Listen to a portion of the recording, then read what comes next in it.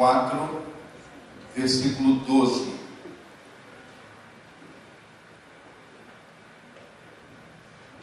Ninguém o despreze pelo fato de você ser jovem, mas seja um exemplo para os fiéis na palavra, no procedimento, no amor, na fé e na pureza. Que o Senhor aplique a sua palavra aos nossos corações, amém? Vamos falar juntos esse versículo? Então vamos lá? Ninguém despreze pelo fato de você ser jovem, mas seja um exemplo para os fiéis na palavra, no procedimento, no amor, na fé e na pureza. Vamos orar. Querido Deus e nosso Pai, Tua palavra, Senhor, que é pura, santa, Tua palavra que é poderosa, essa palavra agora está diante de nós. Nós queremos recebê-la, Senhor, com os nossos ouvidos abertos, atentos os nossos olhos, os nossos corações prontos para receber a mensagem do Senhor. Ó Pai, que nada, nenhuma coisa, nenhum sentimento, nada mesmo possa impedir que ouçamos hoje aqui a Tua voz. Ó Deus, dá-nos entendimento da Tua palavra, dá-nos discernimento, capacita-nos, unge os nossos lábios, capacita-nos com o Teu Santo Espírito. E muito obrigado, Senhor, pelo esse momento que nos antecedeu com a entrega dos dízimos e ofertas. Nós te agradecemos em nome de Jesus. Amém. Podem sentar, meus irmãos.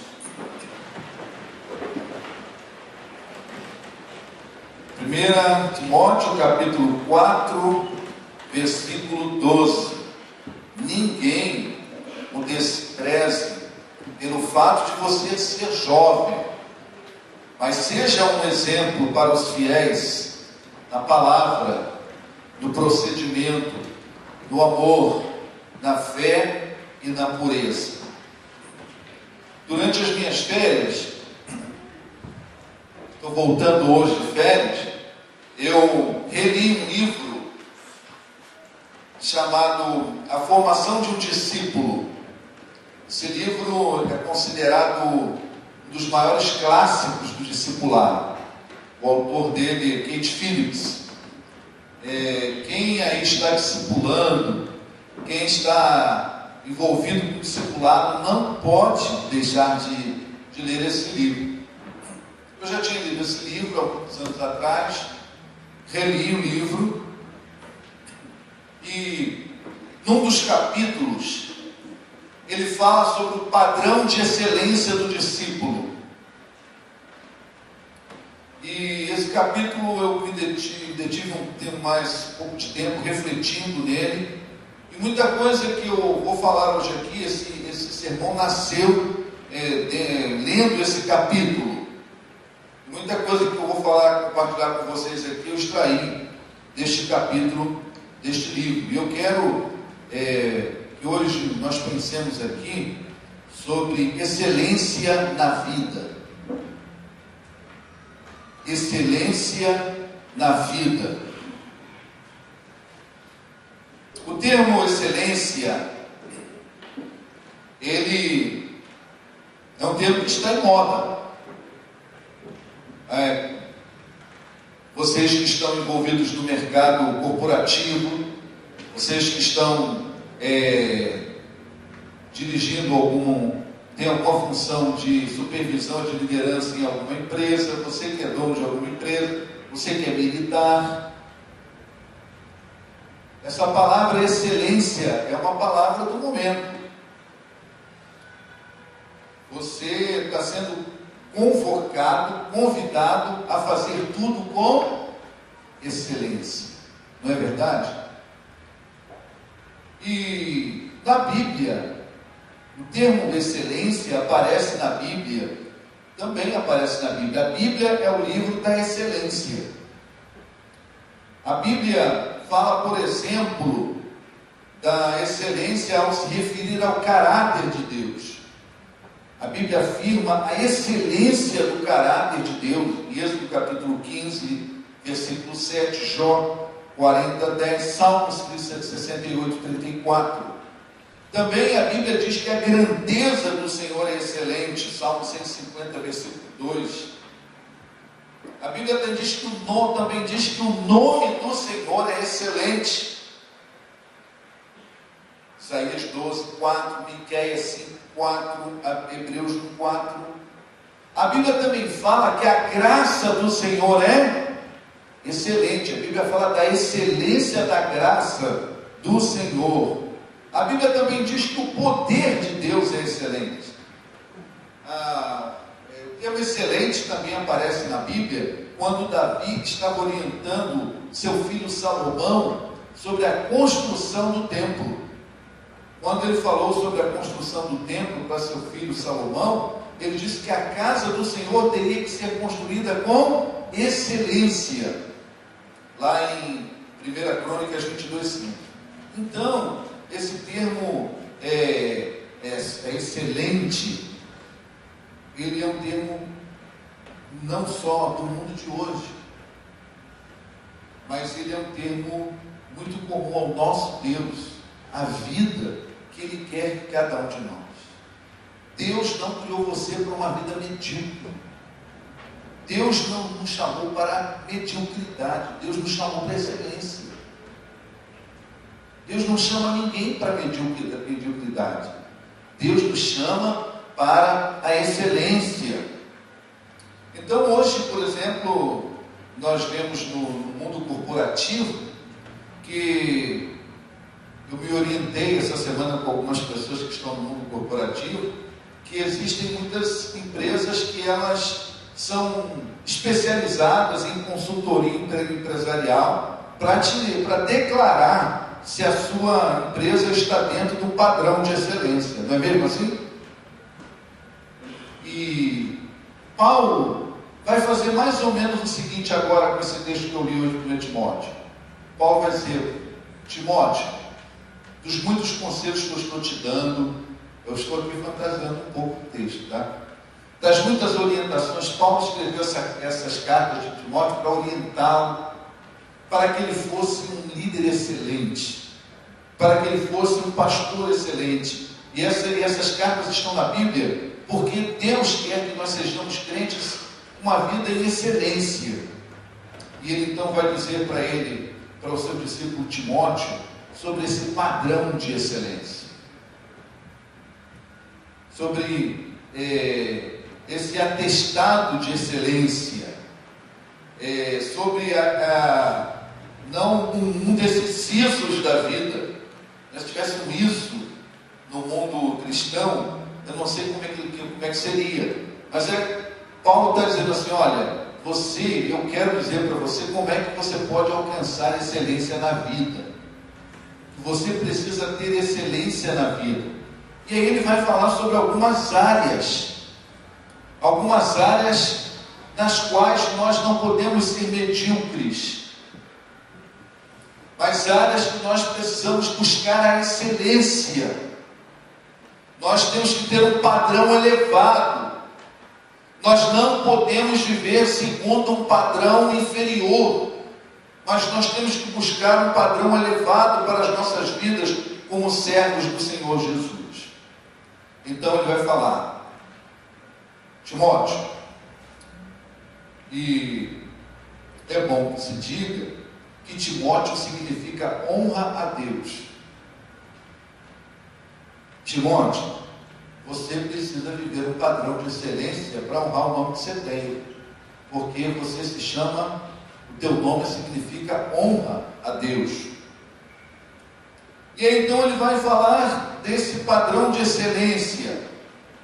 Mas antes de entrar propriamente no texto, é muito interessante quando a gente fala sobre a excelência na vida, dizer que o mais importante, o fator decisivo para que uma pessoa tenha excelência na vida, é o Espírito Santo de Deus habitando nela.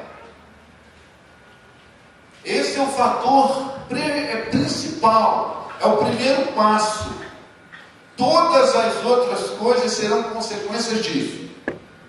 Para que eu tenha uma vida de excelência, eu não posso ter uma vida de excelência apenas com os meus recursos naturais, apenas com os meus talentos naturais, apenas com os meus dons, apenas com as minhas habilidades. Eu preciso de um algo sobrenatural.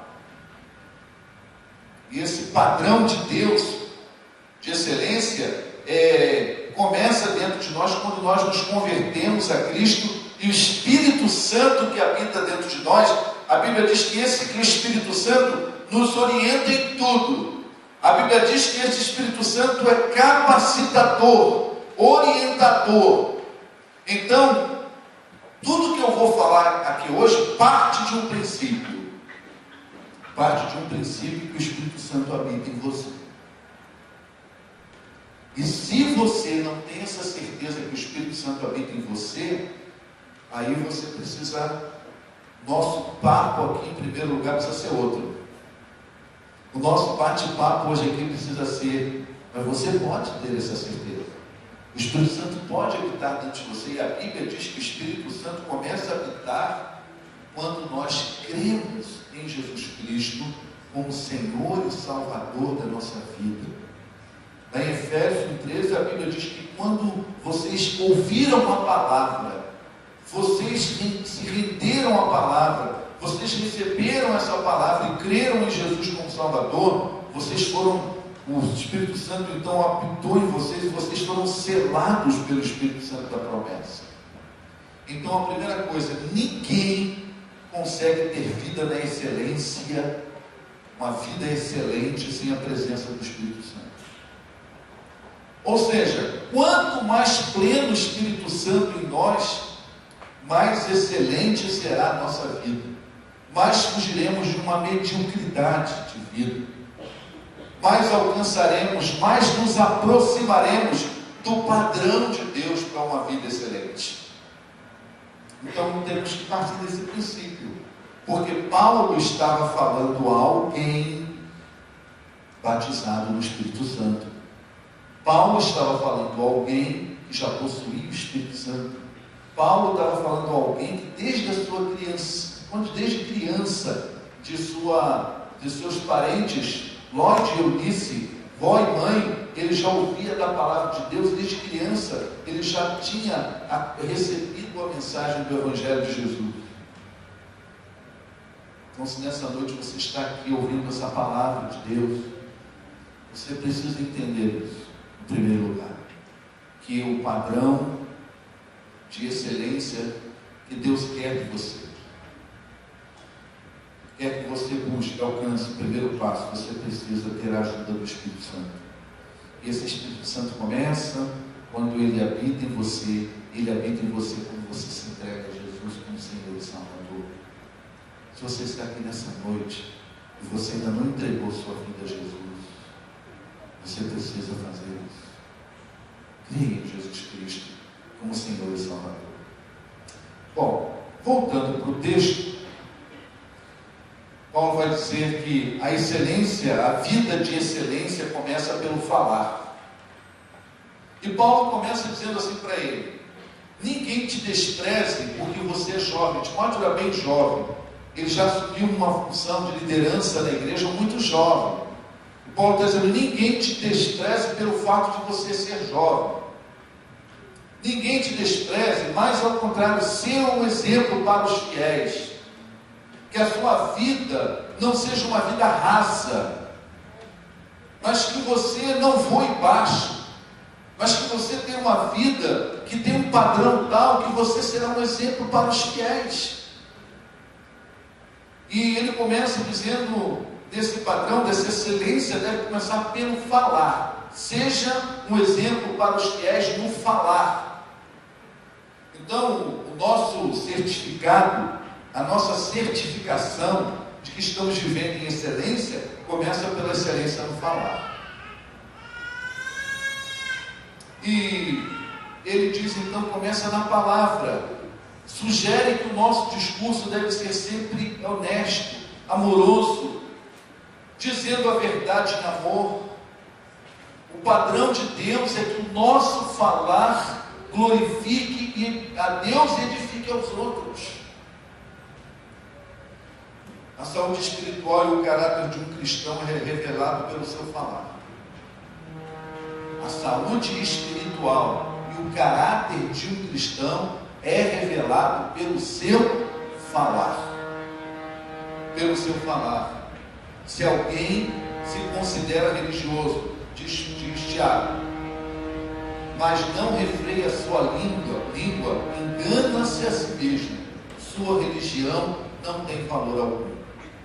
Essa é a palavra que está em Tiago, capítulo 1, versículo 26 e 27. A Bíblia diz que a boca fala daquilo que o coração está cheio. Cheio. Vai fluir da nossa boca aquilo que o nosso coração está cheio. O falar há de revelar de que o teu coração está cheio. Está cheio de pureza, está cheio de impureza, está cheio de amor, está cheio de ódio, está cheio de humildade, está cheio de vaidade. Nosso falar revela que o nosso coração está cheio. Isso está em Lucas capítulo 6, versículo 45. O nosso falar revela o nosso grau de maturidade. O nosso falar revela o nosso amor. O nosso falar revela a nossa fé. O nosso falar revela o grau de santidade. O falar revela os pensamentos que dominam a nossa mente. E aí o padrão de excelência é falar do modo que agrade a Deus e edifique os outros. E aí eu volto a dizer que só o Espírito Santo pode fazer com que o nosso falar alcance o padrão. Só o Espírito Santo. E quanto mais eu vou me quebrantando diante do Espírito Santo e deixando o Espírito Santo ocupar a minha vida, é que o meu falar vai alcançando o padrão de Deus. Por que isso? Porque a própria Bíblia diz isso. A Bíblia diz: a língua, porém, ninguém consegue domar. É um mal incontrolável, cheio de veneno mortífero. Tiago 3, 8 e 9. A Bíblia diz que a língua ninguém consegue domar. Então, como é que eu consigo domar? Como é que eu consigo controlar? Eu consigo controlar através da atuação do Espírito Santo na minha vida. Uma pessoa cheia do Espírito Santo, isso vai ser revelado pelo seu falar, pelas suas palavras, pela maneira como fala. Somente com a ajuda do Espírito Santo, o nosso falar pode glorificar a Deus e edificar os outros. E uma das causas de muitos distúrbios na vida do corpo de Cristo é o falar. Uma das causas das muitas dissensões no seio da igreja é o falar. É o que falamos, é como falamos. E é por isso que Paulo escreveu aos Romanos, ele diz: por isso, esforcemos-nos em promover tudo quanto conduz à paz e à edificação mútua. Paulo diz que nós temos que nos esforçarmos para promover tudo que conduz à paz e edificação mútua. Nisso envolve o quê? A nossa preocupação com o falar. Porque se Paulo diz que a gente tem que se preocupar com tudo que promove a paz e edificação, um dos veículos principais para promover paz e edificação é o falar. E ele está dizendo aqui em Romanos 14, 19 e 20 que a gente tem que fazer todo o esforço. A gente tem que se dedicar. Nós temos que nos esforçar para promover tudo quanto conduz à paz. Então, preste atenção. Nós temos que nos esforçar para que o nosso falar seja em excelência. Para que você possa receber o certificado de Deus dizendo: você foi reconhecido excelência no falar. Excelência. ninguém te despreze pelo fato de ser jovem, mas ser um exemplo no falar. Ninguém te menospreze, ninguém tenha nenhum sentimento ruim a seu respeito por causa do teu falar. Não, mas é o contrário, Timóteo. Ser um exemplo no falar, ser um exemplo para os fiéis no falar. Falar que corrige, mas não desanima. Se nós não tivermos sabedoria no falar, o falar para corrigir promoverá desânimo. Se nós não tivermos excelência no falar, ao estimularmos um padrão de excelência, produziremos frustração nas pessoas. Não é verdade? Quando é colocado certos padrões de excelência para você, ele é colocado de tal forma que, ao invés de te estimular para lutar para alcançar aquele padrão, você se sente frustrado. Então, Timóteo, seja um exemplo no falar. Seja um exemplo no falar para quando você precisar falar sobre padrão de excelência para alguém, ao invés de frustrar, você leve a pessoa a motivar-se, leve a pessoa a se esforçar. Timóteo, seja um exemplo no falar, ou seja, cultive a capacidade de dizer a verdade, mas sempre dizer a verdade em amor. Tem pessoas que acham que o importante é dizer a verdade. Não. O importante não é dizer a verdade.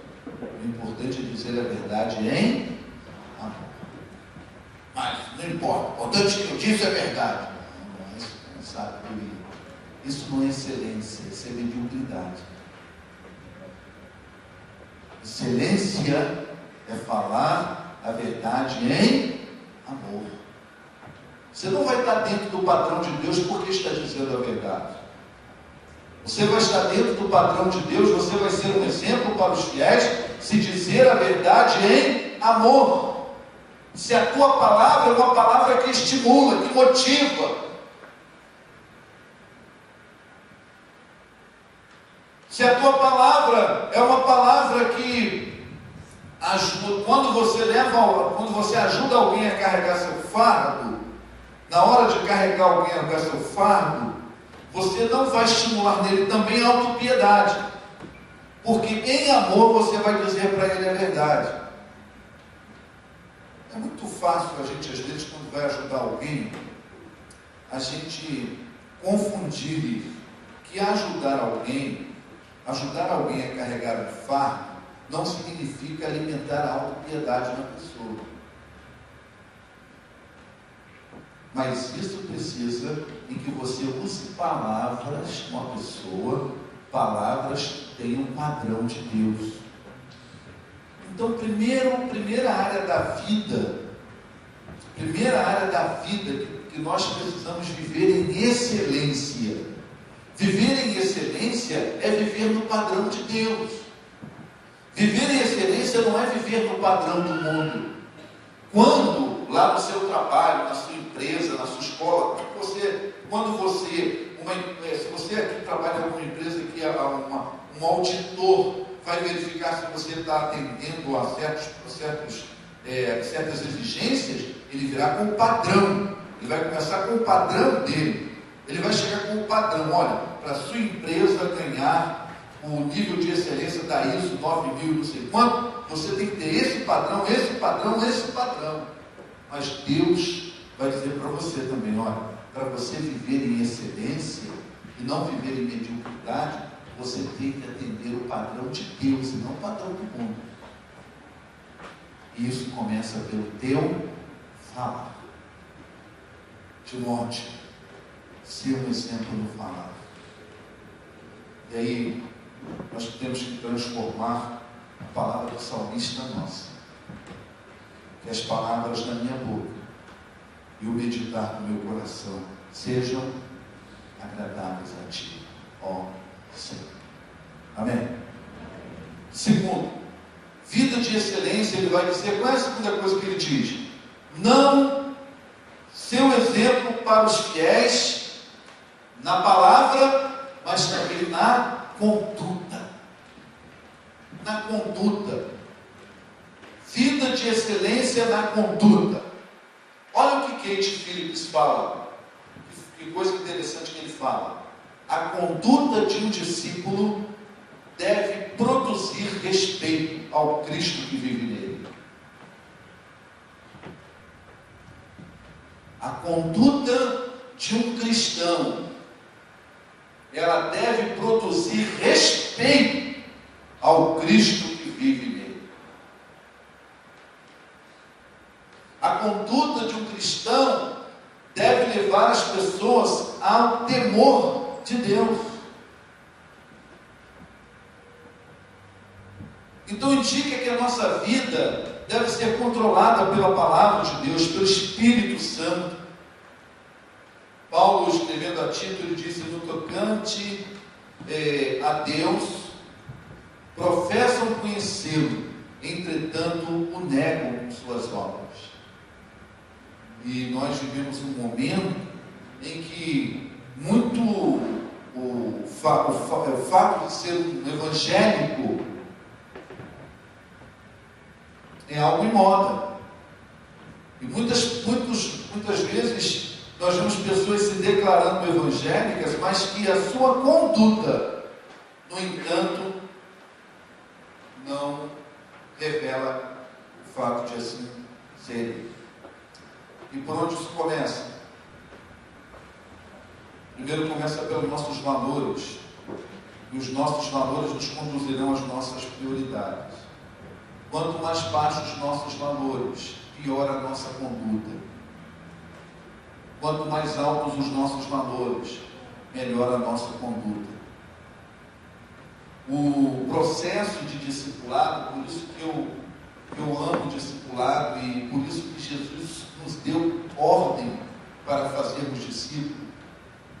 Eu quero fazer um discipulado, eu quero dizer para você que por um motivo ou outro você não está sendo discipulado, nem está discipulando alguém. Eu quero dizer para você com todo amor, com todo carinho, você está desobedecendo a Deus. Porque isso foi uma ordem de Jesus. Jesus disse: vão, indo, façam discípulos de todas as nações. Deus, essa grande comissão é uma ordem que alguém dá para que o outro cumpra. E por que eu gosto tanto de falar em discipulado? Porque o grande objetivo do discipulado é levar a pessoa a trocar os seus valores pelos valores do reino. Um dos alvos do discipulado é esse. É você levar aquela pessoa a trocar os valores dela pelos valores do reino. Outro objetivo do discipulado é moldar o caráter ao caráter de Cristo. Então, à medida que eu tenho um discipulador trabalhando comigo, à medida que eu tenho um discipulador investido na minha vida, para muitas coisas, mas principalmente para que eu troque os meus valores pelos valores do reino. Sabe por que muitas pessoas têm uma conduta que não está dentro do padrão de excelência de Deus? Porque não quer abrir mão dos seus valores. A conduta é consequência dos nossos valores. Timóteo, ser um exemplo para os fiéis na palavra, mas seja também na conduta, Timóteo. E para você, Timóteo, ser um exemplo na conduta, você precisa trocar seus valores pelos valores do reino. Você precisa fazer dos valores o seu valor. Você não precisa moldar o seu caráter, Timóteo, ao caráter de Cristo.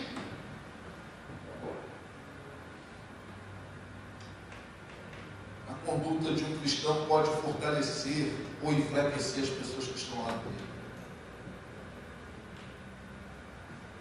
A conduta de um cristão pode fazer isso tanto entre os não crentes quanto dentro da igreja.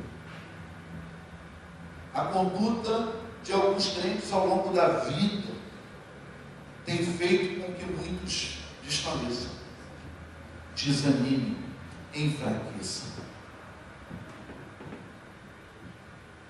Uma conduta permeada de princípios bíblicos não é legalismo. Uma conduta permeada de valores e princípios bíblicos não é legalismo. Não estamos falando de legalismo nem de moralismo. Estamos falando de uma conduta que glorifica a Deus e que serve de exemplo e que abençoa as pessoas.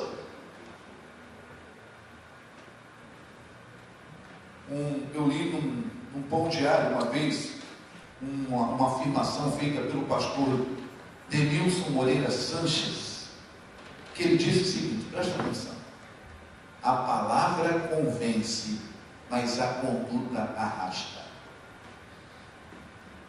A palavra convence, mas a conduta arrasta.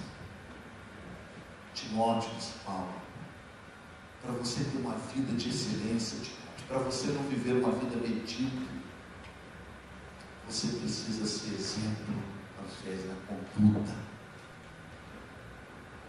Vou pedir lá na galeria para todo mundo prestar atenção, porque se alguém conversar na galeria, eu vou chamar pelo nome. Então, ser um exemplo na conduta. Vou repetir a frase: a palavra convence, mas a conduta. Nunca precisamos tanto de crentes que façam diferença na sua conduta. Nunca. Estamos vivendo um tempo em que nós, eu e você, nós vivemos um tempo em que nós precisamos fazer diferença com a nossa conduta. Não é apenas com a nossa palavra é um ponto, como disse Paulo, ser exemplo da palavra, mas ser um exemplo da conduta. Conduta. Pedro disse lá na sua carta, a primeira, no capítulo 2, 11 e 12, disse: amados, insisto em que, como estrangeiros e peregrinos no mundo, olha o que ele insiste: como estrangeiros e peregrinos no mundo, vocês se abstêm dos desejos carnais que guerreiam contra a alma. É como se Pedro estivesse dizendo assim: olha, se a conduta de vocês nesse mundo forem condutas iguais àqueles que estão lutando pelos desejos carnais, vocês não farão diferença nesse mundo. Vivam entre os pagãos de maneira exemplar, para que naquilo em que eles os acusam de praticar o mal, observem as boas obras que vocês pratiquem e glorifiquem a Deus no dia da sua intervenção. 1 Pedro 1, 2, 11, 12. Seu exemplo na conduta. Então, irmãos, nós como crentes em Jesus Cristo precisamos rever nossas escalas de prioridade. Nós estamos investindo muito tempo naquilo que é passageiro. Em nome de Jesus, nós precisamos acordar. Nós precisamos acordar de que nós não faremos diferença nesse mundo enquanto nós não priorizarmos o que é eterno.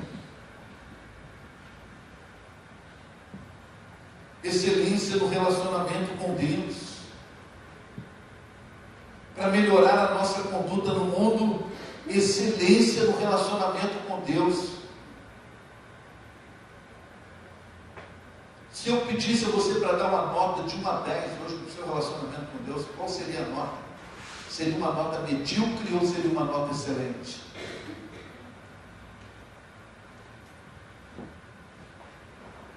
Excelência no relacionamento com Deus, excelência no cuidar de si mesmo, de sua saúde.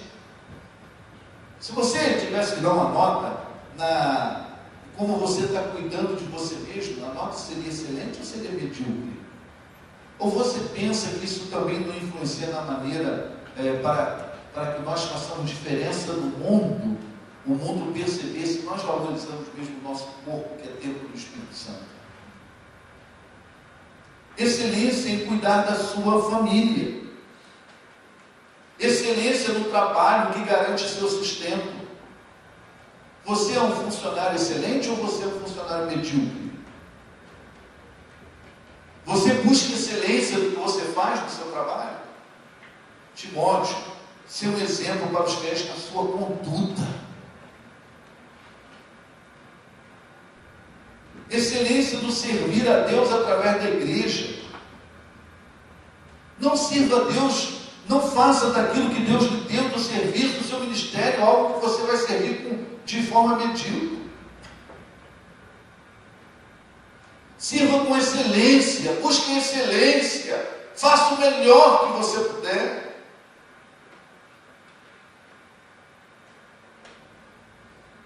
Mantenha os olhos no alvo supremo que é Cristo. Um cristão precisa ser uma pessoa de boa reputação. Timóteo, seu exemplo para os fiéis na conduta, porque Paulo já tinha dito para Timóteo, lá em 1 Timóteo 3,7, também deve ter boa reputação perante os de fora, para que não caia em descrédito nem na cilada do diabo. Ah não, pastor, isso foi só para diácono. Não, todo crente é um diácono no mundo. Num sentido amplo, todo crente é um diácono. Num sentido amplo, toda irmã é uma diaconisa. No sentido mais restrito, tem os oficiais da igreja. No sentido amplo, diácono é servo, é servir. Então você tem uma diaconia no mundo. E essa diaconia será completamente prejudicada se você e eu, se nós tivermos uma má reputação. Então, está dizendo, Timóteo, meu filho, não deixe que ninguém te despreze pelo fato de ser jovem. Porque você, Timóteo, precisa fazer diferença. E para você fazer diferença, ser um exemplo dos fiéis na palavra, mas seja um exemplo na sua conduta. Não nivele sua conduta por padrões baixos, mas nivele. Mas ele fala mais. Ele diz, Timóteo, você precisa ser um exemplo no amor. E aí eu quero dizer que a melhor maneira de nós revelarmos amor é através dos nossos relacionamentos, sim ou não? Então, esse subtítulo eu coloquei de outra forma. Vida de excelência nos relacionamentos. Primeiro, vida de excelência na palavra. Segundo, vida de excelência na conduta. Terceiro, vida de excelência nos relacionamentos. Excelência nos relacionamentos. Que diferença isso faz? Que diferença isso faz quando um crente em Jesus Cristo busca a excelência nos seus relacionamentos? Isso é por causa do amor. Ele está falando do amor. O amor é o resumo total da lei de Cristo. Ame o Senhor, o seu Deus, de todo o coração, de toda a alma, de todo o entendimento, de todas as suas forças. E o segundo mandamento é: ame o seu próximo como a si mesmo. Não existe amor maior que esse.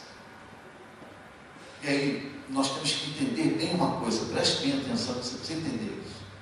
A palavra amor que ele está usando aqui é ágape, que não é tão fácil de traduzir em português. Agora, preste atenção. O amor ágape não é aquele amor que eu sinto pela minha esposa, em primeiro lugar, porque esse amor foi involuntário. Eu não cheguei lá na igreja onde eu conheci a minha esposa e disse assim um dia: eu vou escolher uma menina aqui para amar. Eu vou escolher aquela. É assim que acontece com a gente? Não é. É involuntário. Mas esse amor que ele está falando aqui, esse amor que nós usamos nos relacionamentos, este amor é uma escolha, este amor é uma conquista, Este amor é uma decisão. Eu decido amar dessa forma. O amor ágape, ele é uma escolha. O amor ágape, ele é uma decisão. Ele é uma conquista. Não é uma coisa assim voluntária. Não, voluntária. Então eu decido que eu vou exercer esse amor nos meus relacionamentos. Então esse amor, ele está dizendo, olha, Timóteo, ser um exemplo nos relacionamentos. Isso é interessante. Eu disse aqui no início que o ponto de partida era o quê? Você precisa ter o quê dentro de você? O Espírito Santo. Por quê? Olha o que vai implicar isso aqui. Olha o que vai implicar esse tipo de amor. Se um homem tiver ágape, não importa o que se lhe faça ou o que se lhe diga, ele buscará sempre o bem. Timóteo, seja um exemplo dos fiéis no amor, mesmo que falem mal de você, mesmo que te façam mal, queira o bem de quem te fez isso.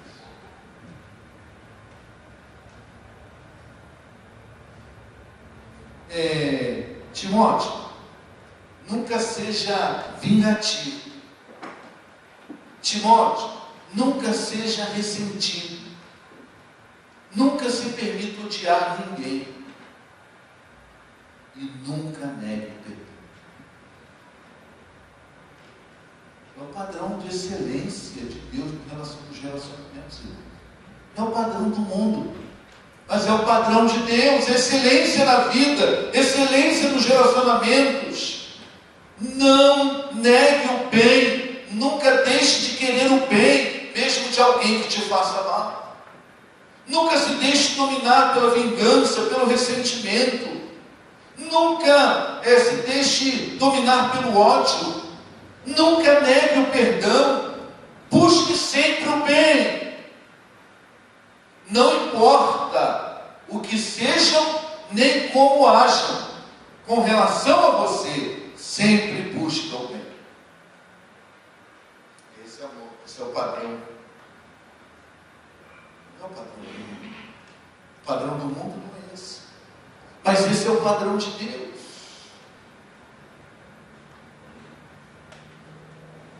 Kate Phillips, nesse livro que eu falei no início do termo, ele fala uma outra coisa muito interessante. Presta atenção no que esse autor diz no livro A Formação do Discípulo. Ele diz assim: o cuidado que você tem pelos outros é a medida da sua grandeza. O cuidado que você tem com os outros é a medida da sua grandeza. Mas não é minha cultura não, pastor, a medida da minha grandeza. Mas não é o que eu tenho, não é o número não é o total do meu saldo bancário que mede a minha grandeza. Não é quantos carros eu tenho na garagem. Não é quanto tempo eu tenho de igreja. Não é o valor da minha contribuição, como eu disse. Não.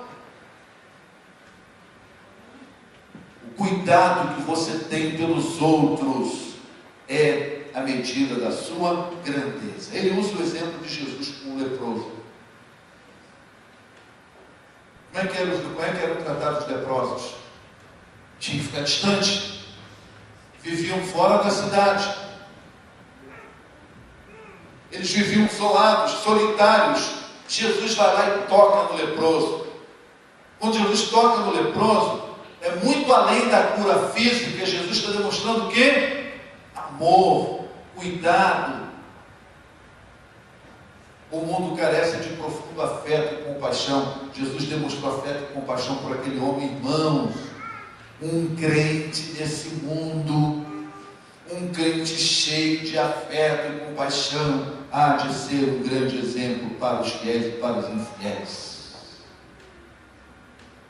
Um crente nesse mundo que estende a mão aos necessitados. um crente que busca excelência nos relacionamentos. Está mais do que provado que a melhor maneira de ganharmos alguém para Jesus é através dos relacionamentos. Eu já provei isso aqui na igreja 500 vezes. Várias vezes eu já fiz essa experiência, já tem um tempão que eu não faço, de chamar 20 irmãos aqui na frente. Eu pergunto um por um: como é que você conheceu a Jesus? Aí, você. De cada 20 pessoas dessas que botam aqui na frente, 16, 17 foram ganhos para Jesus através de relacionamento. Pai, mãe, irmão, irmã, colega de rua, colega de trabalho. 2, 3 ou 4, no máximo, se converteram porque ganharam um folheto, ou se converteram porque ouviram um programa na televisão, ou se converteram porque ouviram uma concentração amiga. 70 a 80% das pessoas que se convertem são através de relacionamentos. Por isso, Paulo diz: Timóteo, seja um exemplo no amor. Isso quer dizer, seja um exemplo nos relacionamentos. Busque excelência. Eu quero convidar você que está me ouvindo aqui nessa noite a partir de hoje, se você não está fazendo isso, tome essa decisão. Busque excelência no seu relacionamento com os não convertidos e com os convertidos. Com os não convertidos, para ganhá-los para Jesus. Com os convertidos, para você ser bênção na vida de Jesus. Padrão de Deus. Timóteo, Paulo falando para Timóteo, esse é o padrão. 4. Vida excelente na fé. Ser um exemplo para os fiéis. Qual o primeiro? No segundo, na conduta. O terceiro, nos relacionamentos, no amor, nos relacionamentos. O quarto, na fé. Ser um exemplo na fé. Fé significa confiar em Deus e ser fiel a Ele. Não precisa ficar teologizando muito aqui o que é fé. Vamos ser simples e práticos. Fé significa confiar em Deus e ser fiel a Ele. Confiar na palavra de Deus, confiar que a palavra de Deus é a mais pura expressão da verdade. Confiar que Deus cumpre suas promessas. Confiar em tudo que Deus diz, tomar aquilo como verdade. E fé é ser fiel ao Senhor. A fé verdadeira conduz à fidelidade. Abraão, meu servo, tome teu filho, e eu quero que você vá sacrificar. A fé conduziu à fidelidade. Abraão pegou seu filho e disse: não vou fugir com ele, não quero nada disso para ele. O que ele fez? Pai, cadê o cordeiro? Cadê o carneiro? Cadê, pai? O Senhor proverá meu filho. Porque fé conduz à fidelidade. Não vem com esse papo de fé que não conduz à fidelidade, isso é cascata. Que é a historinha da carochinha. Fé tem que conduzir à fidelidade. Ser um exemplo na fé. Viva por fé. Fé é agir sobre algo que sabemos que é verdade. Fé é baseada em fatos. Então veja bem, eu não disse que fé é você saber o que é verdade. Se você entendeu bem, eu disse: fé é agir sobre aquilo que eu acho que é verdade. Por exemplo, se eu acho que é verdade que Deus é meu pastor e nada me faltará, é verdade. Eu acho que Deus é meu pastor e nada me faltará. Mas quando é que isso vai se transformar de fato em fé? Quando através dos meus atos eu revelar, quando eu agir sobre isso. Como é que eu ajo sobre essa verdade? Como é que eu ajo sobre a verdade de que Deus é o meu pastor e nada me faltará?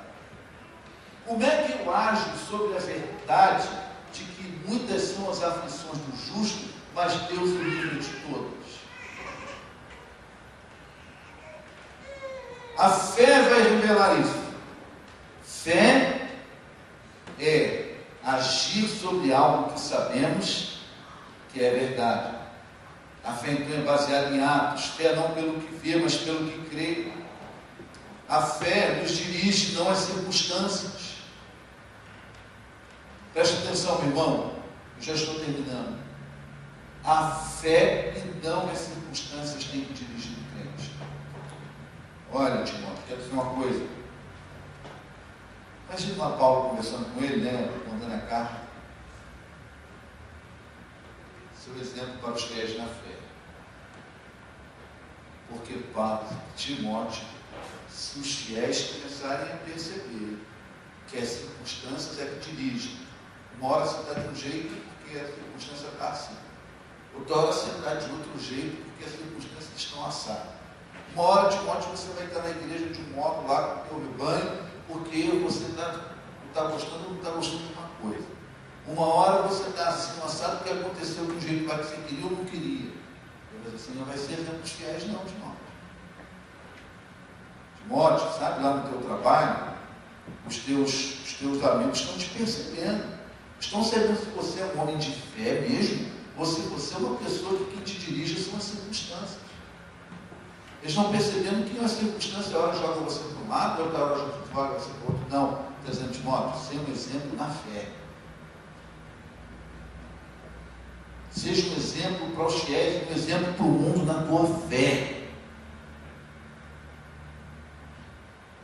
Que você não é dirigido pelas circunstâncias, mas você é dirigido por fé. Você anda por fé, você anda em fé, você vive por fé. Mesmo que aos olhos deles pareça loucura, somente a fé nos permite andar em confiança e maturidade. Somente a fé nos capacita a não sermos controlados por emoção e sentimento. Quem não tem fé, ou quem é fraco na fé, vai ser dirigido por emoções e sentimentos. Paulo está dizendo, olha, Timóteo, se você, na tua vida, começar a ser dirigido por sentimentos e emoções, você não vai ser um bom exemplo para os filhos. Você não atenderá ao padrão de Deus.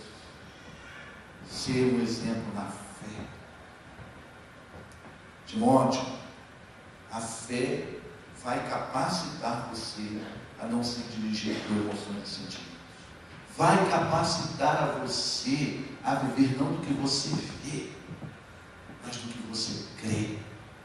Ela vai capacitar você a olhar além das circunstâncias para ver o Deus imutável. Somente a fé faz você olhar além das circunstâncias e enxergar um Deus imutável. Em último, excelência, vida de excelência. Então, a vida de excelência, Paulo fala aqui em 5 áreas para nós termos uma vida de excelência. Vida de excelência no falar, vida de excelência na conduta, vida de excelência nos relacionamentos, no amor, vida de excelência na pureza. Vida de excelência na pureza. Aí, o que eu quero dizer para você? Eu vou colocar como tópico na minha mensagem o seguinte: o 5º ponto, vida de excelência no compromisso com a pureza. Não é fácil falar de pureza. Ele é algo muito importante. Timóteo vivia numa cidade de muita impureza sexual, que era a cidade de Éfeso. E por certo ele enfrentava muita dificuldade com a impureza naquela cidade. Paulo ele orienta muitas coisas a respeito da pureza da mente, do coração, do corpo, mas nós precisamos ter um compromisso com a pureza. Vida de excelência no compromisso com a pureza. O crente em Jesus Cristo precisa ter esse compromisso. 2 Timóteo 2,21 diz: se alguém se purificar dessas coisas, será vaso para a honra, santificado, útil para o Senhor e preparado para toda boa obra. Pureza é separação da poluição. Pureza é separação da poluição do pecado. Pureza é você crer e permitir pela fé que sempre o sangue purificador de Cristo esteja agindo na tua vida. William Barclay, um dos escritores do Novo Testamento, ele disse o seguinte, preste atenção: o cristão deveria ter um nível de honra e honestidade e de domínio próprio e de pureza, de disciplina e consideração que estivesse muito acima das normas do mundo. O fato é, presta bem atenção, o fato é que o mundo não quererá saber nada com o cristianismo até que a igreja possa provar que ela produz os melhores homens e as melhores mulheres do mundo.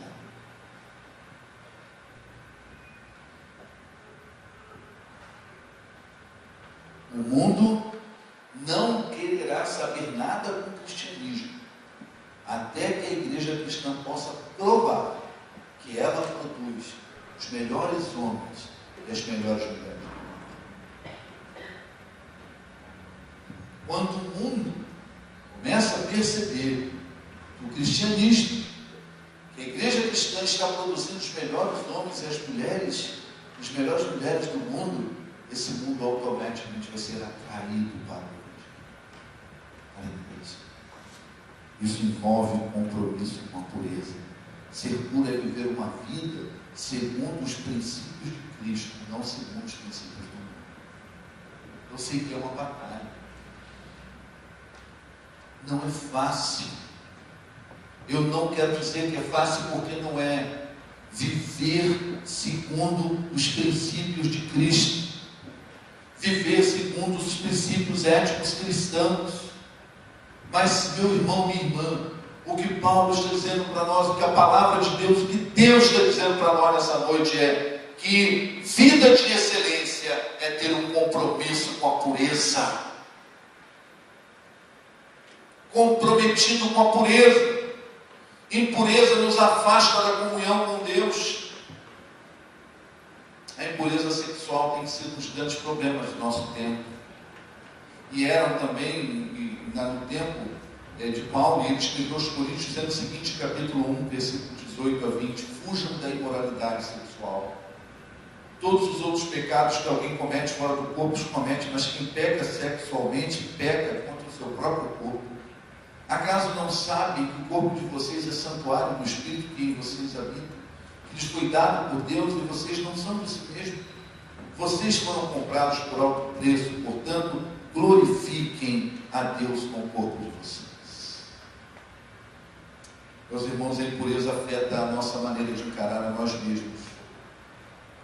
Impureza traz insegurança. Impureza traz imaturidade. Impureza afeta nossas relações familiares. Impureza gera desconfiança. Impureza gera infidelidade. Impureza gera desmotivação para servir a Cristo.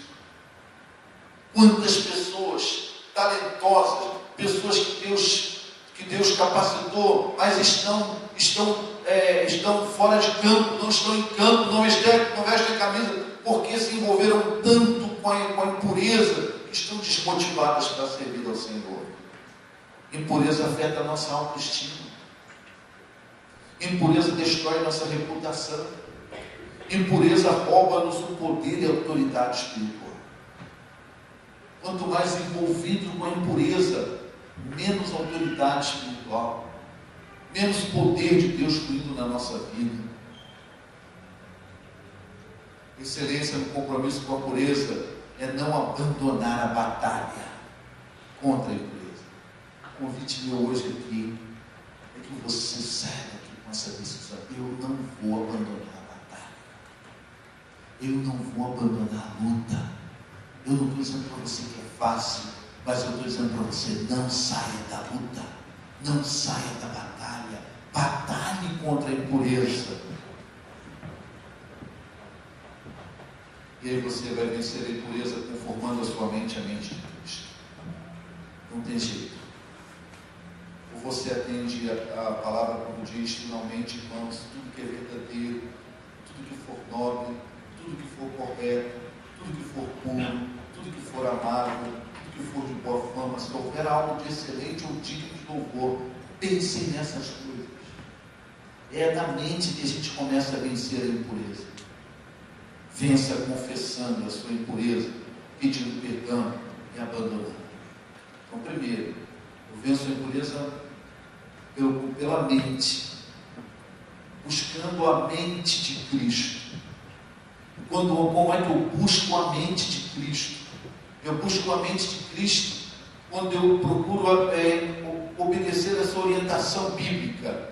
Pense em tudo que for verdadeiro, pense em tudo que for nobre, tudo que for correto, tudo que for puro, for amável, de boa fama, se houver algo de excelente ou digno de louvor, pense nessas coisas. E segundo, vença confessando e abandonando a impureza. Sempre que for necessário, abandone, confesse, não fuja da luta. Quero encerrar contando uma historinha que Kate Phillips conta no livro dele. Acho que um árabe montou a tenda dele no deserto, e aí o camelo dele está lá querendo dormir. Aí o camelo dele foi e colocou assim embaixo o focinho para dentro da tenda. Isso é uma fábula, né? E aí, querendo tirar o focinho, o camelo disse: puxa, lá fora está frio. Está um frio aqui na minha boca, deixa eu deixar claro, só a minha boca aqui. Só. Aí ele falou: tá bom, só a boca. Daqui a pouco ele acorda com um camelo com um focinho todo dentro da tenda. Não, mas está fora aqui, eu estou sentindo muito frio, deixa eu te colocar só o focinho. Então tá bom, pode colocar. Aí daqui a pouco ele acordou dormindo do lado de fora, o camelo dormindo dentro da tenda. É assim que a impureza age com a gente. Você vai cedendo. Cede só um pouquinho. Daqui a pouco cede mais um pouquinho. Daqui a pouco cede mais um pouquinho.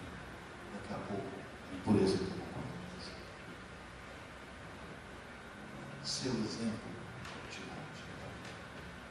a pureza. Vida com excelência na pureza. Não ceda. Vença. Buscando a mente de Cristo. Conforme sua mente com a mente de Cristo. Molde sua mente à mente de Cristo. E vença. Confessando, se arrependendo, pedindo perdão a Deus, abandonando, sempre que for necessário. Timóteo, seu exemplo. Viva uma vida de excelência. O mundo está cansado de crentes que não têm uma vida de excelência. Deus nos chamou para uma vida de excelência. E hoje abordei esse versículo em que nós colocamos 5 áreas. Vida de excelência na palavra. Vida de excelência na conduta. Vida de excelência nos relacionamentos. Vida de excelência na fé. E vida de excelência na pureza. O que Deus falou com você hoje? O que Deus falou aqui nessa noite para você? Deus não nos fala para acrescentar conhecimento. Deus nos fala para transformar a nossa vida. Deus não nos fala só para obter conhecimento também, mas Deus nos fala para transformar as nossas vidas. O que Deus falou para você? Deus falou para você que você, para ter uma vida de excelência, precisa dar o primeiro passo que ainda não deu, que é se converter a Jesus e ter o Espírito Santo habitando em você. Foi isso que ele falou. Então obedeça. Dê ouvido a ele e hoje tome essa decisão aqui. Eu digo, se para ter uma vida de excelência, o primeiro passo é ser um cristão, é ter Jesus como Senhor e Salvador. Eu quero dar o primeiro passo. Eu já dei esse passo, eu já tenho o Espírito Santo. Então Deus está te chamando hoje para abandonar uma vida de mediocridade. Deus está convidando você hoje para estabelecer um novo padrão na sua vida. O padrão dele, não o padrão do mundo. Não moldar a sua vida, mas ao contrário, transformar a sua mente, não moldá-la a esse mundo. Deus está chamando você para viver uma vida de excelência. Deus precisa que você viva uma vida de excelência. Está chamando você para viver uma vida de excelência. E Deus precisa de excelência. Porque Deus quer usar você. Deus quer usar você para edificar outros. Deus quer usar você para alcançar outros. Deus quer usar você para ser luz neste mundo. Deus quer dizer para você assim: brilhe a vossa luz diante dos homens, para que vejam a sua vida, vejam na sua vida tudo coisas que glorifiquem o Pai que está no céu. O que Deus falou para você? Eu queria convidar você que Deus falou algo para você aqui hoje, com essa palavra, onde você está. Eu queria pedir para você. Deus falou para mim essa noite. Fique bem.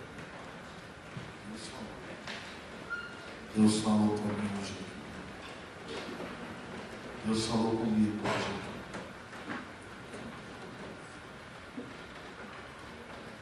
Se Deus não falou nada com você, fique sentado. Mas se Deus falou alguma coisa, fique bem. Não sei o que Deus falou com você, só você que sabe. Você e Deus. Deus falou com você. Agora eu quero que você ore sobre isso. Eu queria que você orasse, que você conversasse com Deus. Senhor, o Senhor me falou sobre isso, Senhor. Converse com Deus sobre o que Ele te falou. Agora é uma hora de conversa com Deus sobre o que Deus te falou hoje aqui. Não é você, Deus. Você não vai precisar vir aqui à frente. Você não vai precisar fazer nada publicamente hoje. Hoje é um bate-papo com você e Deus. Hoje você precisa conversar com Deus sobre tudo isso que você, tudo que o Espírito Santo te falou.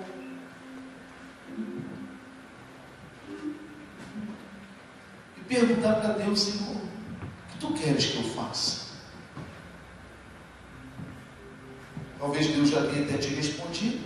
E se Deus já te respondeu, pede a Ele para te dar força. Se você quer mudar, você quer transformar, você quer viver uma vida de acordo com a vontade dEle, uma vida de excelência. Se você entrou hoje aqui e você não tem vivido uma vida de excelência na fé, no amor, uma vida de excelência nos relacionamentos, uma vida de excelência na palavra, uma vida de excelência na pureza, uma vida de excelência na fé. Então, vamos sair daqui hoje com essa disposição no coração.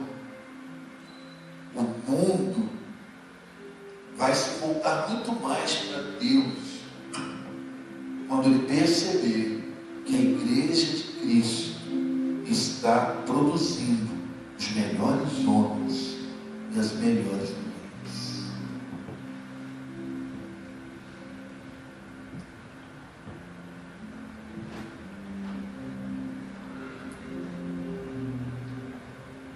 Vamos louvar o nosso Deus.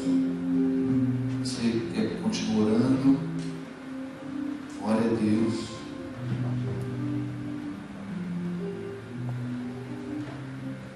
Salmo 19 diz que as palavras dos meus lábios, meditar no nosso coração, agradem somente ao Senhor.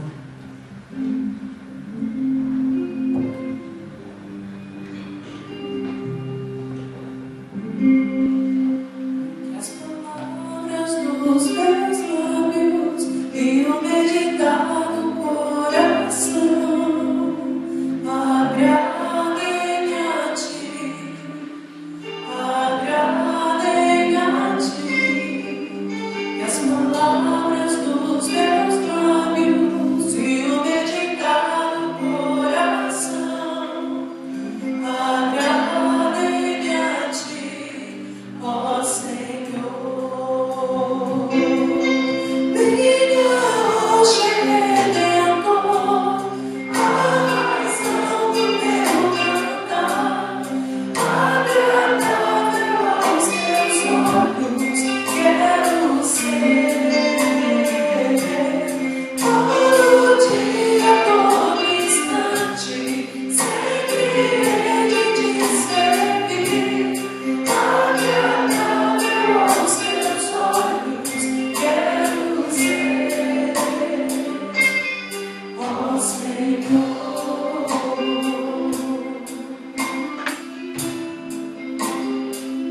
louvemos ao nosso Deus.